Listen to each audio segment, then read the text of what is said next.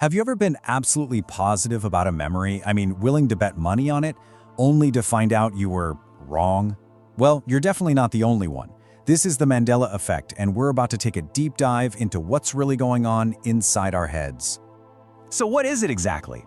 The Mandela Effect is this strange pattern where a whole bunch of people misremember the same thing. Think about the Berenstain Bears. A ton of people swear it was spelled with an E, Berenstein, but nope, it's always been Berenstain. The phenomenon gets its name when these widely held personal memories just don't line up with the actual, documented facts. Okay, so what gives? Is something weird going on? Well, cognitive psychology has a pretty solid explanation. The thing is, your memory isn't like a video camera perfectly recording everything. It's more of a reconstructive process. Every single time you remember something, you're actually rebuilding that memory, which, you guessed it, leaves it wide open to being tweaked by suggestions or new information.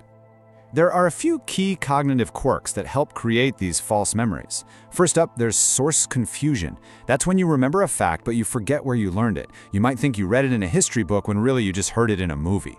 Then there's pattern completion. Our brains love to fill in the blanks with what seems most likely. This is probably why so many people are convinced Darth Vader said, "Luke, I am your father." The real line is just, "No, I am your father," but the other version just sounds more complete, doesn't it?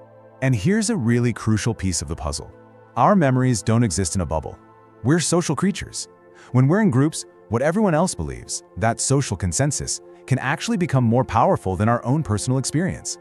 If enough people repeat the same wrong detail, our own brains can start to adopt it as a genuine memory. And in today's world, the internet basically puts this whole process on steroids. You see, a piece of wrong information can go viral in a matter of hours.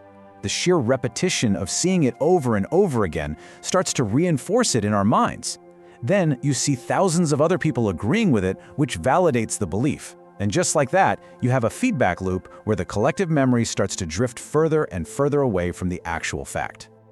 When you boil it all down, the Mandela Effect is really just a fantastic, large-scale example of something called false memory. Now that term sounds a little scary, but it's a well-known concept in cognitive science. It's not about deception or lying, it's just a natural consequence of how our brains, with all their amazing but imperfect wiring, store and pull up information. This really gets to the core of it all. You have two things in opposition here. On one side, you've got the collective belief, this shared story that's constantly changing and being reinforced by the group. And on the other side, you have the documented fact, the unchangeable historical record. The Mandela Effect lives right in that gap between the two, and it's a powerful reminder of how far our shared perception can drift from reality. So no, it's not about jumping between parallel universes. It's a fascinating look into our own minds, how we organize information, and how much our social world shapes our inner one.